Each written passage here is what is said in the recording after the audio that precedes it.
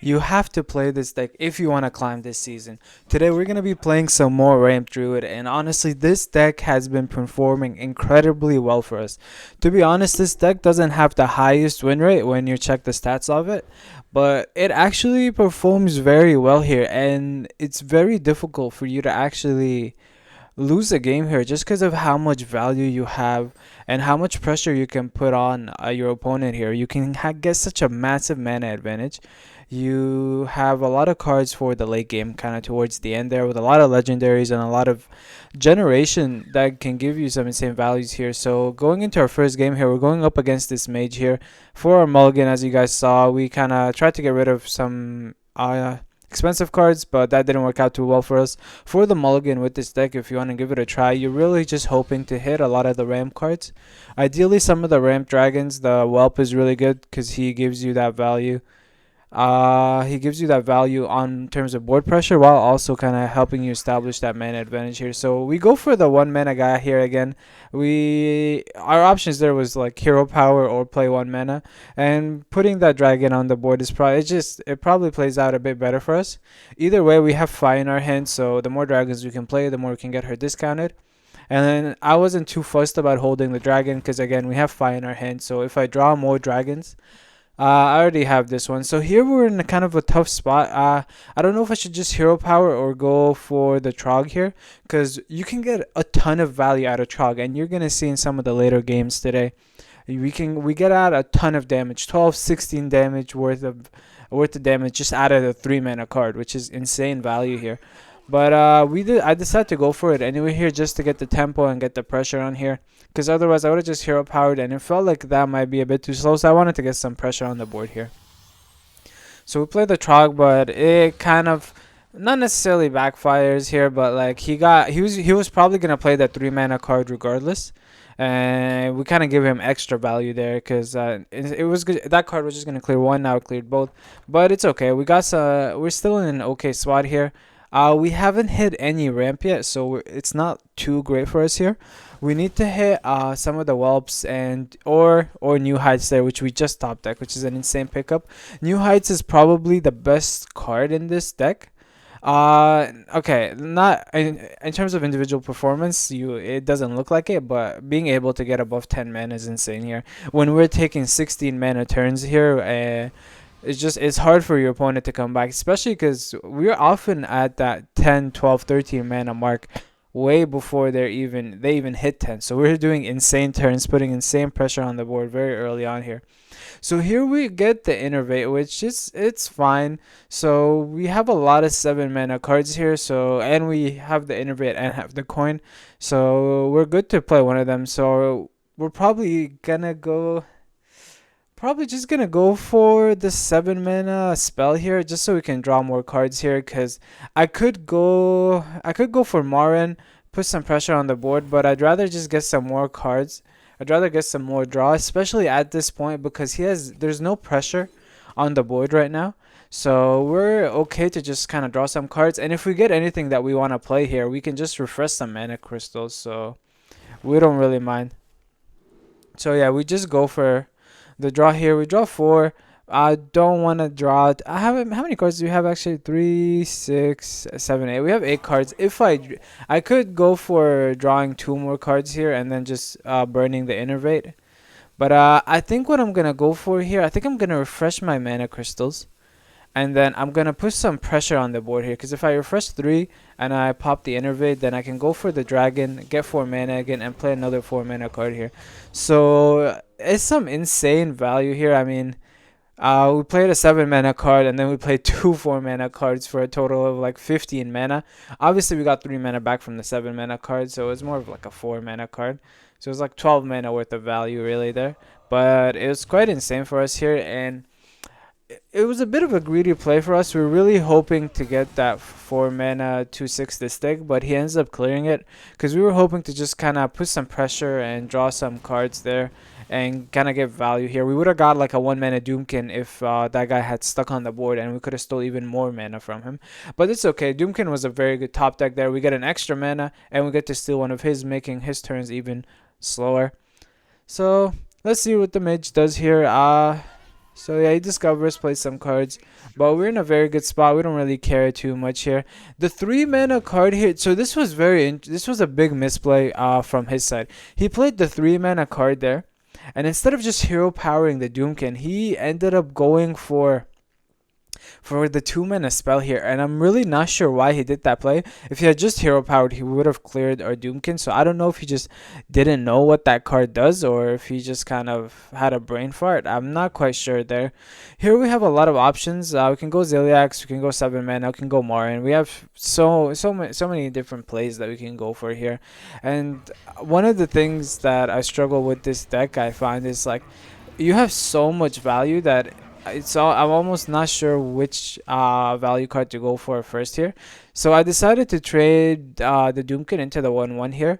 And the main reason is I wanted to save that Divine Shield. Keeping the Divine Shield on the Ziliax just gives us a better chance of it surviving here. So because he's going to have to burn a spell to get rid of the Divine Shield and then play more spells to even deal that 5 damage here. So that's kind of why we ended up going with that here. So he goes for the Blizzard, which is going to freeze everything. So, yeah, I mean, it sucks for us because now we're not going to be able to get any damage off it. But it's also still kind of good because, you know, basically that means that our Ziliaxes are still on board here. And he doesn't have an answer, at least right now here. So now I'm kind of debating what play I go for here. Do I go for the Titan and just, like, play a ton of cards? Because I can go Titan, refresh my mana crystals, and play Morin, or do kind of like a massive turn 10 here and play like a ton of mana. But I'm also like not sure how much I want to commit to the board here because I'm already ahead. So I don't necessarily need to drop my Titan here. So what I ended up going for, as you see here, I played the Dragon, and I'm just going for some card draw because I honestly, I don't need to put pressure with the Titan this early on because I'm already winning by so much here. So I think with this deck, one thing, even though you can go for these massive big boards, I think it's good for you to kind of like not overcommit, especially when you're ahead on board. And I think it's not just with this deck, it's just kind of a general thing in Hearthstone, I found. But yeah, here we just kind of we end up drawing and we end up getting 5 armor. A very slow turn from us, but we already had on board. We didn't really need to do much. He has to answer this. We basically kind of passed this turn. We gained an extra mana from the dragon and drew 4 cards. So we didn't really get any. We didn't develop much threats here, but we already have some on the board here. So let's see if he can deal with it here. So he's discovering here, so which is good for us here. Whenever you see discover, I mean, they probably are fishing for an answer. I mean, because if they already had a spell that could deal this, they probably would have played it. And yeah, it looks like he doesn't have anything. He plays I haven't seen anyone play this card here for good reason here. And this Dirty Rat backfires for him horribly here. Because he gets the Fi out. To be honest, I don't see the worst case scenario for us there would have been the Marin, and best case scenario was getting that Fi on board here. So it is honestly very unfortunate for him that we ended up getting the Fi to come out there. And we even get more value in the fact that we get the new heights here, because now we're at 12 mana. We're almost at that 13 limit cap with the first new heights we played. Now we get the second one, so now we can go up to even 16 mana here and have even more insane turns here. So honestly, just playing with such a massive mana advantage is it almost seems unfair. And I honestly don't understand how the win rate for this deck is so low. But hey, maybe as we continue to climb more, we will find out why. But one thing, if you are playing this deck, you got to keep in mind it is a little weak to aggro decks here. If you're getting aggroed very early on, you might have a hard time. You might have a hard time coming back into the game here. So I ended up going for the spell damage here. So I would clear the Dirty Rat and then trade with the Dragon. And I just wanted to get some damage face here. I wanted to start kind of ending this game here. I didn't want to give him any more time here to kind of come back into the game. So yeah, we're looking quite good here. He plays Tide Pools, so honestly, we're feeling good because we know he doesn't have an answer for this wide board, but we're also not very comfortable because he's discovering stuff and he might be able to find something. So he gets deal 5 damage, it's life steal, and it heals him, but like that is not nearly enough here.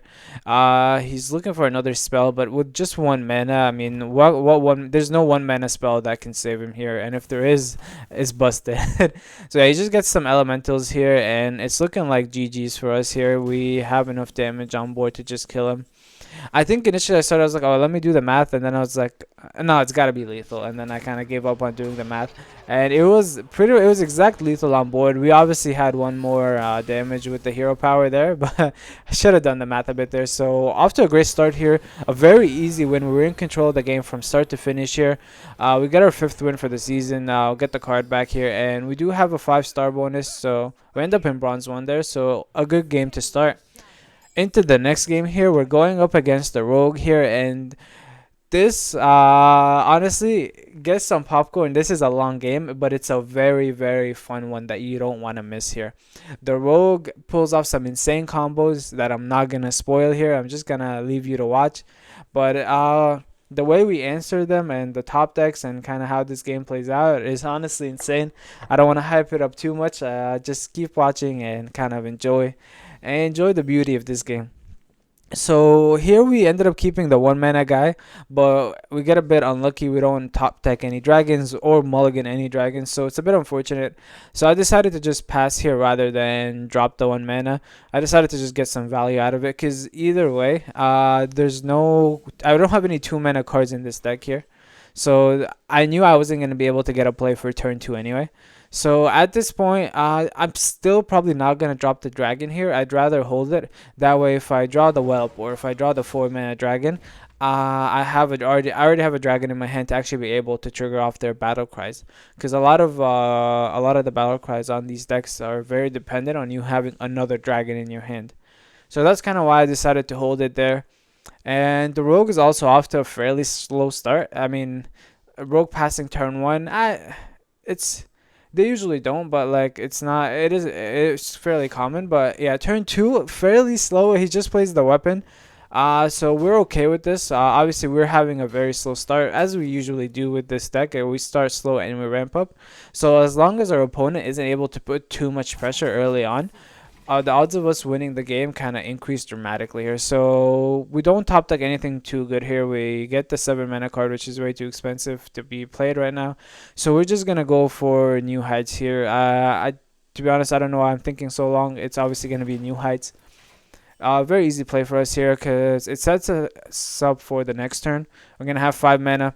Drop the Summer Child here and draw some 2 cards and get the finale off here. So we're very happy with how this game is turning out so far because the rogue is playing fairly slow here, and he finally drops his first minion on turn 3 here. So we're more than okay with this. And we top deck the whelp here, so it's a great pickup from us here. And you see why here, you kind of see why now we kind of wanted to keep that dragon. That way that battle cry can remain active. But we end up top decking Fi here, which is good for us because Fi is a dragon we're probably not going to play for a while. So we can now play our 3 mana dragon and our 1 mana dragon, and we know that we're okay for the next turn anyway because we have Fi in our hand.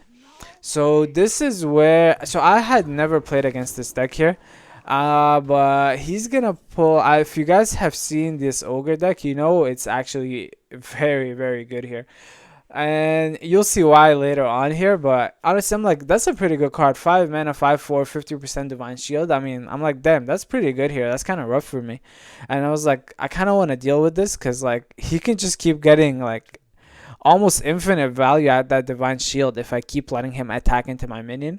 Obviously it's not guaranteed, it's only 50%, but that's that's a fairly high percentage that he can kind of top deck on us here. So we ended up going for our 4 mana dragon here and the 1 mana whelp. We're gonna play the 1 mana dragon here to buff Fi and get her even cheaper. And yeah, that's gonna be it for this turn. We're just gonna hero power.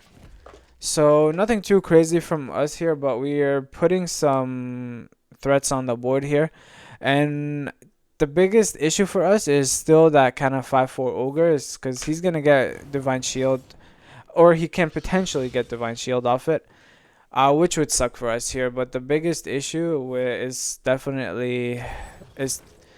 is definitely kind of this cheese that he just played here, because now he has so much pressure on the board here, and this is exactly where our deck kind of struggles a bit here when they put kind of that pressure early on. But it's not too early into the game here. It's we have 7 mana, so we're not completely out of this.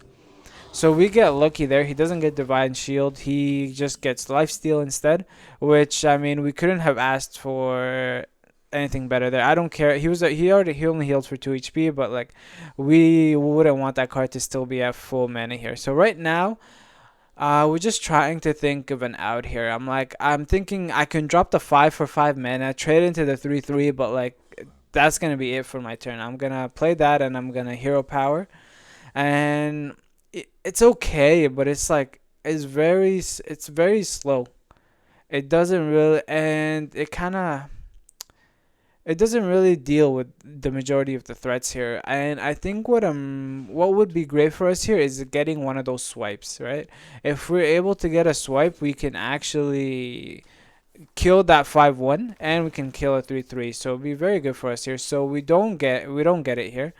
And what I had decided is I was gonna draw 2 cards, and if I don't get it, I'm just gonna refresh the mana crystals, and I'm just gonna go for the 5 play. So that's kind of why I ended up doing this. I was like, because I didn't want to take the chance. I knew doing this play would buy me at least one more turn for sure. So that's why I ended up just only going for drawing 2 cards and not being kind of too greedy there, fishing for the swipe. And the main reason for that is obviously next turn my Titan is discounted. It's at 9 mana. I can play it and heal my hero to full HP here. So that's why I'm not too worried. And that's why I was like, okay, let's just go for 5. Let's go for hero power. Take some damage to our face here, and we'll kind of see what we do here. So he breakdances the 3/3 guy here, which is brutal, because now he's going to be able to play it again, get another cheese thing, and basically combo us to oblivion here. And honestly, it's kind of one of the main reasons I enjoy playing Rogue. It's just, Rogue is very fun, and I know people find it frustrating, and they do pull off some cheesy combos, no pun intended. But it's still fun to play against, especially when you're able to kind of pull off a win against them here.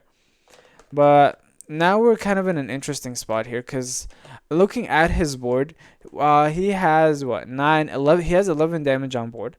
I would be left with 6 HP. He can hero power. I'd be left with 5 HP.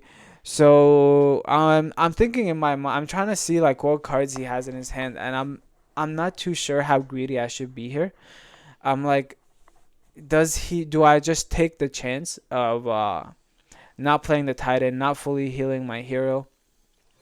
And do I just kind of take that chance of thinking that, no, I just don't think he's going to be able to get that damage off and he's going to be able to kill us here.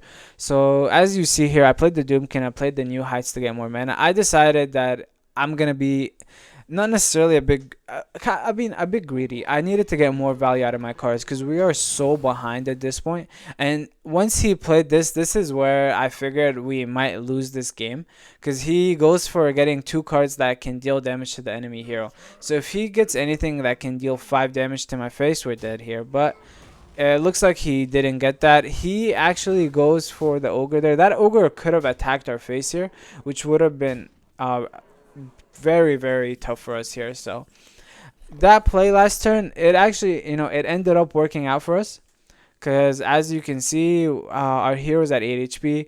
Now we can drop our Titan. Now we can get more value out of that card here, a value that we were gonna miss out if we hadn't waited there. But it was very risky, to be honest. I don't know if it was the right play to make, because we could have died, especially if he had gotten a good card out of his Zephyr Legendary there.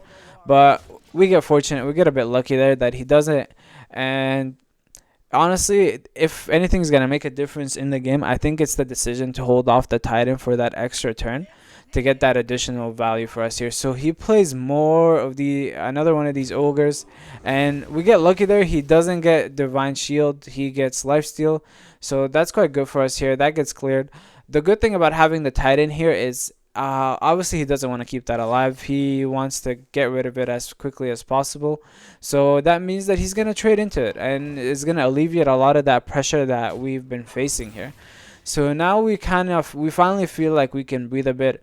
He only has a 3-3, a 3-4 on board here.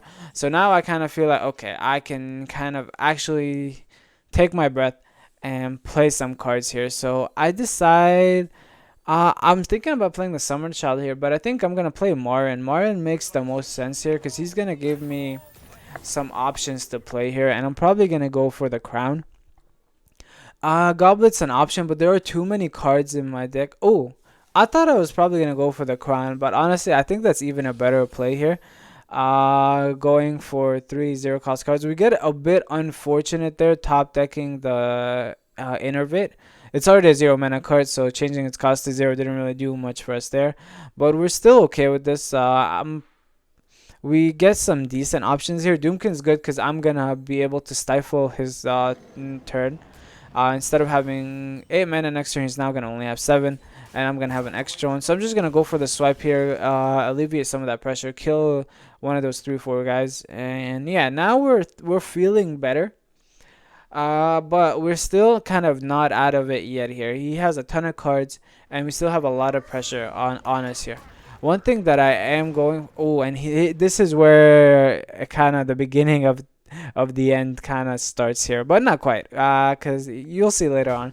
But he gets divine shield there, which is very lucky for him. So that card gives him his ogres back, and they get Wind Fury. So pretty much we need to be able to deal with this board fully next turn, or we're dead. There are no other options here, and as of right now, we have no way of dealing with it. And to make matters even worse for us, even if we deal with it, as you saw there, he just did the breakdance. So he got all these cards back. So now if I don't deal with this, I'm 100% dead. And even if I do deal with it, I got to deal with it again next turn. So I go for the 5 play here, hoping to draw some of my expensive cards here. So we were guaranteed to hit some sort of answer. We were either going to get Ziliax or we were going to get Yogg. That was kind of guaranteed for us here, just because of those were we only had 3 cards above 6 mana left, so we were guaranteed to hit one of those, and either one of those is gonna be good enough for us to at least kind of buy ourselves another turn here. So I'm kind of debating what to do here. If I'm thinking about a potential swipe play, play this, get spell damage, and then go for the swipe. So this is playing that card. Actually, I ended up drawing a spell here. And I think what I'm going to go for here is a double swipe play. That I'm debating between the two. Double swipe with extra spell damage or Ziliax. But I think I go for the free dragon to get more taunts on the way. And then I just go for the Ziliax here. It felt like the best play for us here. We get healed back to full. We cleared the majority of his Wind Fury guys, and now he kind of has to trade into these taunts here. So we're not gonna die here. We're still alive, but we're not looking pretty by any means here, because he obviously did the breakdance on the guy that summons the whole ogre gang. So we know we have to. We didn't even fully deal with this board yet, and we already know that we have another one to deal with because of that breakdance that he played here. So we're already a bit nervous here, kind of scared about what he's gonna do here, but we're still not out of this game. We still have the Yogg, which is gonna be an answer for us, so we get a bit lucky there. He goes for a trade on the 3-4. He was trying to get a value trade, but the guy ended up attacking the Ziliax and ended up dying there. So now he just has a 6-1, so the board is looking a lot less scary here, but he obviously hasn't played, and there he goes. He plays the Kingpin once again here, and he gets another set of him on board. And to make things worse for us, he shadow steps it again. So now we have to deal with this combo another time. So again, we do get a bit lucky there. He ends up attacking the Summer Child and dying there. So I mean, a bit of luck on our side. He doesn't get Divine Shield there, so some sort of luck finally coming our way here, and now we are okay. This board isn't actually as scary as the previous one, because now we're actually in a position to kind of deal with this kind of exclusively using the swipes here. We can swipe, play the 1 mana, swipe again. So now we're feeling a lot better here. We also have the 7 mana card to draw here, so I'm kind of just debating how I want to play this. I'm also thinking in the back of my mind if there's a way for me to get the finale off the Trog and then hit him with 16 damage to his face here. That would be the best case scenario for us here. So we go for the first swipe here, and we go for the 1 mana spell here, and we're just gonna go for another swipe because these guys have Wind Fury, and I can't have them stick on the board here. So if it kind of seems like we're committing a bit, it's kind of because we kind of just have to here. So I'm trying to just do the math in my head, see if there's any way for me to actually trigger that finale off the Trog. And I think I was like, okay, I can trigger it off if I play the 7 mana card here. So I'm trying to go as quickly as possible because I'm worried that I'm going to miss out here. So I draw 2, I gain 5 armor, I'm going to refresh 3 mana crystals, and then I'm going to play 1 mana, and then I'm going to innervate here, and I'm gonna play the Trog. So I didn't refresh the mana crystals. I just decided to go for the innervate, which was good for us here. So we get 16 damage off his face here. So we actually managed to completely turn this game around here, because we went from looking very, very bad on board here to having him down to 12 HP here. And that's why this draw card is absolutely massive here. That's what I was saying about the last game, was like, oh, I didn't know if I should play it on turn 2 or turn 3, or just save it for later on. Because you see, when you do save it and you actually manage to get the finale off, we just got 16 damage to his face out of a 3 mana card here. If that's not value, I don't know what is. So now he's kind of debating what he should go for here, but we obviously know he has the legendary guy again. He shadow stepped it last turn, so it's kind of rough for us here. So he plays the Kingpin again, and we have to deal with another one of these boards again here. So at this point, honestly, like we're just so stressed having to deal with this over and over and over again here. But I don't. He played 2 shadow steps already. He played 2 breakdances already. So we know he can get the Kingpin back in his hand at the very least. So we're like, okay, if we deal with this, we can finally, we can finally stop having to worry about this. And luckily for us here, we do have the Yogg in hand here. Yogg at this point is the last card that we have that can potentially answer this board, and we're very lucky to have it here. So we're obviously gonna go for the force enemy minions to attack each other here. I was like, take control. Obviously not. They gotta let them attack each other here. So we see what happens here. So this could go badly for us here if what's happening there keeps happening. If he keeps getting divine shields here. So we get super lucky. One of them survived, but we actually got Yogg to trigger an insane spell here. It deals as much damage as mana crystals that we have here. So we managed to fully clear his board here.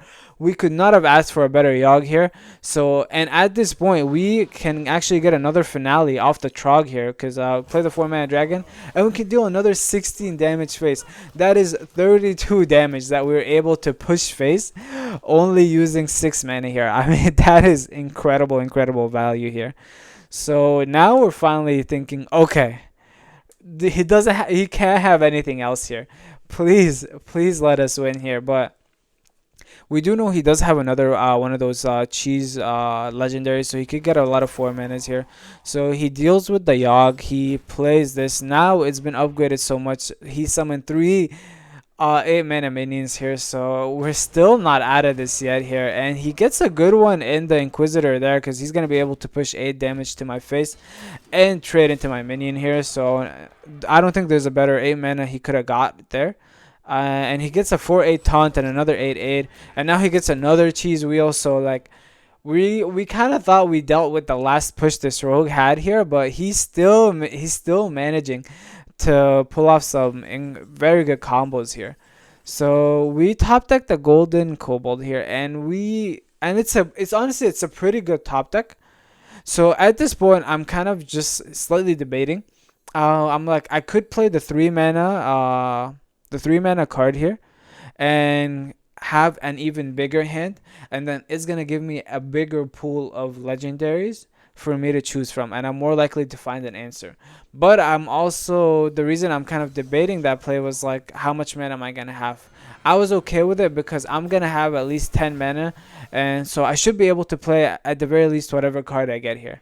So we get super lucky getting the Deathwing here.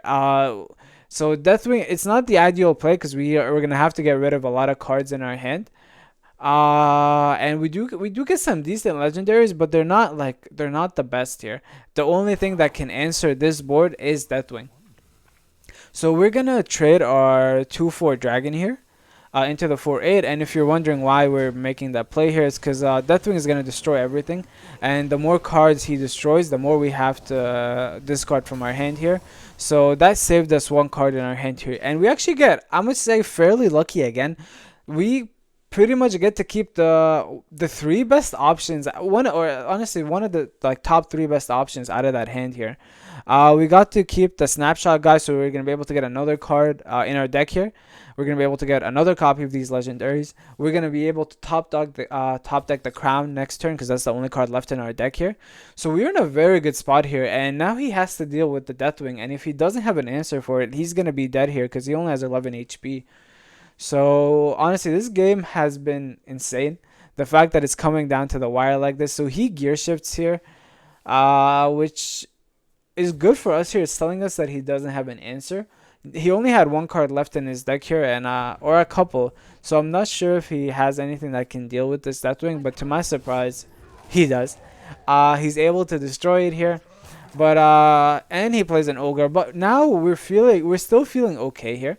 He only has he has no more cards in his deck, and I feel like at this stage we have more HP, and he doesn't really have it doesn't have a lot of cards he can play at this point. We have the snapshot guy we can play. We have the crown, which is gonna be insane for us here. He decided to play the delicious cheese, and I completely understand why he ended up going for it. He feels like if he doesn't end this game quickly, he's probably gonna lose, and which is probably true. He will probably lose on fatigue here. So we take a snapshot of our hand, which is incredible here. I'm at this point I'm debating between the Windrunner for taking control of the minions when she dies, but I figured it's not really worth it. All his minions aren't really that good. I'd rather get two 8/8s on the board and have an 8/8 that I can play here. And we're gonna go for the 9-mana warrior guy here. And at this stage, we're just waiting to see, does he have a way of answering this, or is this GG's here? He does still have like 6 cards in his hand here, 6 or 7. So we want to see if he has an answer here. So looks like he's going for the trades here, which I mean is good for us. We're okay with this. We have the snapshot, which is it's just so good for us here. So he plays the Son of Hodor here, and this is where I started to get very scared here. But once he attacked into the 8/8, I felt like we had this game here, because so he's gonna summon all 4 8/8s that he just drew. Honestly, I'm shook at how well the rogue played and how many combos he managed to pull off here. But unfortunately for him, all these castle and drawn cards don't count here, so he's gonna have to draw one more here, and he's gonna die to fatigue, exactly 2 damage here. And either way, he would have died to our 8/8s on board here. But honestly, what an incredible game here. Like, I had a ton of fun playing this. I thought we were gonna lose at so many different points, and I just can't believe we ended up pulling it out and won a game to rank up on here, getting into silver now here. So that was a great game here. So moving on to the next one, for our last game of this episode, we're going up against the Shaman here. And honestly, we're still riding the high off that last game. We're feeling unbeatable at this point. But yeah, so for the mulligan here, none of these cards are what we're looking for. We're looking for some ramp here, so we decided to just mulligan the whole hand here. So we end up getting the Whelp, which is a good card. I like getting that card early on, and we get New Heights. But I just need to draw another dragon here so I can actually get some value. So he plays the 1-mana guy that freezes us here. Not a big deal. We weren't planning on attacking with our hero anyway. So we end up passing turn 1 here. I draw the Fi, which is a great pickup here for us. So this is where I kind of things not necessarily get sketchy, but like I don't want him to get this much pressure on me early on, because this is exactly where my deck struggles here. So I could have gone for the Whelp and gotten more mana for next turn, but I didn't want to give him the advantage, and I didn't want to allow him to push so much damage to my face here. So I ended up coining out the swipe to get rid of that 2/3 minion that was gonna buff. He would have buffed all these guys. He would have had a 2/2 and a 4/4 here, which would have sucked for us to deal with here. So I decided to go for the 3/2 dragon here, get an extra mana crystal, and we're looking good here because next turn I can go for the 4 mana dragon, get the 4 mana back. I can play the New Heights, I can go for hero power, and once I can also go for 4 mana into 5 mana, and I think that's probably better than the New Heights play here, just so I can have some cards on the board to answer what he has here. Because again, our biggest weakness with this deck is 100% aggro. If we get aggroed very early on, and that's exactly the deck he's playing with these elementals, he's playing aggro. If we let him get off to a quick start, we're probably gonna lose the game here. So that's why I decided to go for the minions, and we get 2 Doomkins here, which is an incredible pickup, because now we can play that for next turn, and we can steal one of his mana crystals here. He plays the 3/1, which is interesting. If I do, so this kind of made me kind of debate my play a bit. I'm like, I could go for the Doomkin, but I could have also gone for the 1 mana spell and gotten a swipe off, and it would have killed basically that minion and the 3/1. But I decided that it's not worth it. It's better for me to gain more mana and press my advantage here rather than just be so reactive. So he plays the 3/1 there, and we're in a good spot here because we have the swipe here. So this is where we're gonna take this turn a bit slower here. We're gonna play the 1 mana dragon here. We're gonna play the 3 mana here to get to set up for extra mana and being able to go above 10 mana. I'm gonna play the 1 mana spell. We're gonna get the swipe here, and we're just gonna put it on the 3/8 even though it's frozen here, because the 3/1s are all gonna die, and to be honest, neither of these totems are threatening enough for me to actually do anything about them. So I'd rather just kill that 3/8 even though it's frozen. I mean, it's preventing me from pushing damage face here. So he goes for the hive insect here, and he gets the 8/8 here. So this is where it gets a bit scary here. It goes face, which honestly is ideal for us here. I would have preferred having both minions survive, but either way, we would have had an answer. We would have had a way of dealing with this. So I go for the 1 mana dragon here, because it's gonna buff our cards and it's gonna keep discounting the Fi even more here. So at this stage, it doesn't matter. I decided to just go for the 4 mana guy first here. It's gonna discount the Fi, and I'm debating I'm kind of debating which one to play first, but I'm probably just gonna go for the 4 mana guy because I do get a discount on Fi if I do so. So I'm just gonna go for the draw spell here because I don't really want to play any spell damage right now, so there's no need to go for that. I'd rather draw spells just so I have a better chance of top decking one of our minions on the next turn here. So we trade with the 5, we trade with the 3/2 dragon, and just to spend our mana efficiently here, I decided to just go for this and draw another spell here. So basically, it wasn't bad because we drew both innervates, which honestly not really what we're looking for here, but by having both in our hand, at least it guarantees that we won't be drawing them next turn. So, you know, glass half full kind of approach here. So very slow turn from him. He just totems, plays the minion. He was overloaded because he had played the hive insect there the last turn, so it wasn't really looking too good for him. We go for the 3 mana because we have so many expensive cards in our deck here that we figured that if I go for that play, I'm probably gonna get something good here, and we do. We get the Yogg, we get the 7 mana spell, we get insane value here, and we also get the Trog here. So I'm just gonna go for the armor gain, and I can innervate twice and get the Trog here to be able to get the finale. So I'm gonna go for drawing 2 more cards here. We get another Trog here, which obviously we can't play this turn, but we can play next turn. And I ended up going for the I'm surprised I went for that play here. I think I should have just gained the armor. So I think what I'm gonna do is I'm gonna probably hero power, draw drag. I don't know if that's necessarily the best play. I think maybe what I should have done there was just gain the armor and then innervate into this guy here. But I think once the rope started going, I started panicking, and it's always easier to like see what the better play is when you're just watching. But it's still a good play. We're still in an insane spot here.